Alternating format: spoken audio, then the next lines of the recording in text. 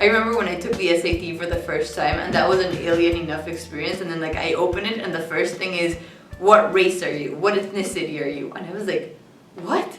And I was so confused with that I didn't even start the essay on time because I was so focused on trying to figure out what one checkbox mark I was supposed to put. People definitely try and figure out what I am. They'll like, don't tell me, like, are you Armenian? Or like, are you like biracial in some way? And so I get the question of like, what are you, quite a bit.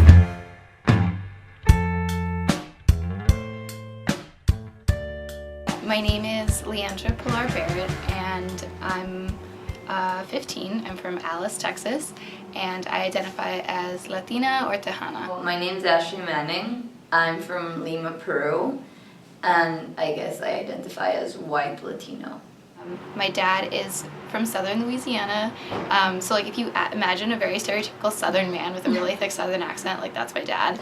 And then my mom was born and raised in Alice, actually, and my whole family lives there. I live on a ranch, and my grandpa lives next door and my uncle lives on the other next door, so we would just like walk over to wherever we were going, and they always took care of us. Both my parents worked full-time and like a little bit more than full-time, like to support our family, so I was actually like raised by my maternal grandmother, and she would speak to me in Spanish and I'd speak to her in English, and we'd get along fine. So my father's Irish and my mother's Peruvian. We live in Peru, so we live in a bit of a mixed household within a Latin American society. I describe Lima as a city of opposites, where you can see a lot of like dichotomies that live next to each other, both socially, culturally, economically, like physically, and it's an interesting place to grow up in, definitely.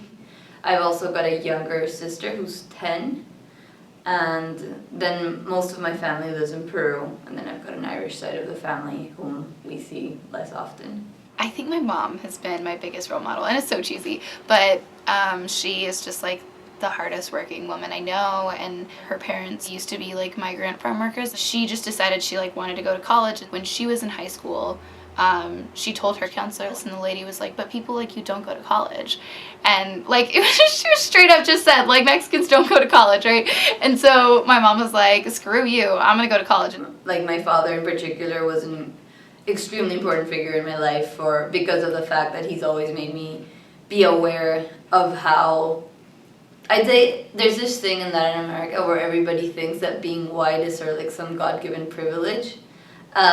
And because my dad came from a place where literally everybody is white, he was like, you know, like that is not some preconceived idea that he ever had.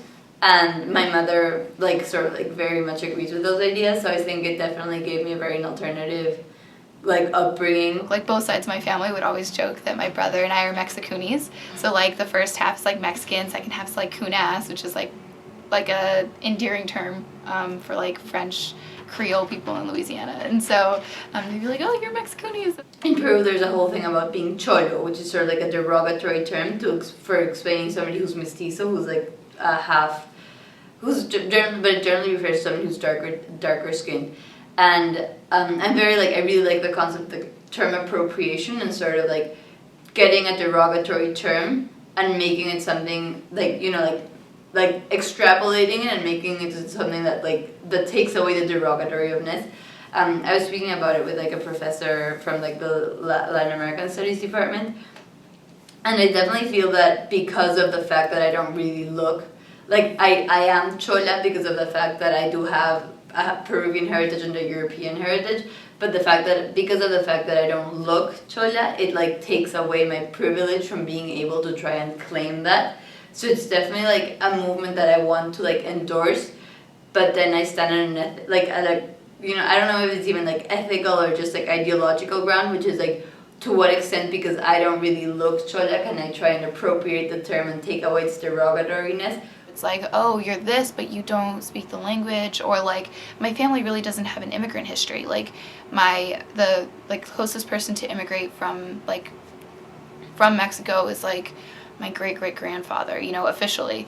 The rest of my family has just been here since the border moved. And so those two things are like very out of the like stereotypical Latino narrative. Being Latin American, and I feel like the need to justify it comes a lot from the way I look. And it's something that's like, it can be like weird, awkward, embarrassing at times, but I feel it's something that is worth doing, because until everybody's proud of being Peruvian, Peru won't, like, you know? So it's like, I will do it until my last day, so like people can acknowledge that Peru is awesome and not just like some third world country with faraway people. I was never asked to like show like how are you this, but then when I got to Dartmouth, I had to start like validating or like proving my Latinidad. Like back home, it's something I had never really thought about that much or like questioned, because nobody had really made me question it, and then I feel it's something that's really been changing here at Dartmouth. I had never heard the words like social construct until I got to college, but just it was a lot easier to conceptualize because I see it right in my family. It made me realize that like it's not at all important, yet extremely important, are races and ethnicity. Going to a British school where like most professors were Peruvian, but there were a few that were like English, I would say there is definitely a, like having an Irish ethnicity definitely helped me to master language a lot better than most of my peers, but also to give me a certain cultural understanding that allowed me to connect a lot better with some of the teachers. It's definitely opened up opportunities, like minority, I've gone to like minority camps, and I'm a Mellon Fellow here at Dartmouth, so that's a research fellowship just for minority students, or minority students and allies, but it's largely minority students. And so I don't know, it's been really formative. So at Dartmouth there is a really great Latino community, and I'm glad that they offer a ton of opportunities, and I've gotten a lot of experience that through LATS, and I love my LATS classes, but like because it's a pan-ethnic, so like everyone within that pan-ethnic label is here at Dartmouth, and there are very few people who come from each like individual background within like that big umbrella. Definitely I've had an experience understanding that there's differences between being Latino and Latin American. Differences which I like understand and accept and respect. However, I do feel that when I came to Dartmouth, I thought I was going to find a lot more of a community within with the Latino community, and it's like definitely a place where I felt I have made a lot of individual friends who are like probably some of the people I really want to keep from Dartmouth. But at the same time, I don't think I have been able to find a space or a community there, which I was really hoping for.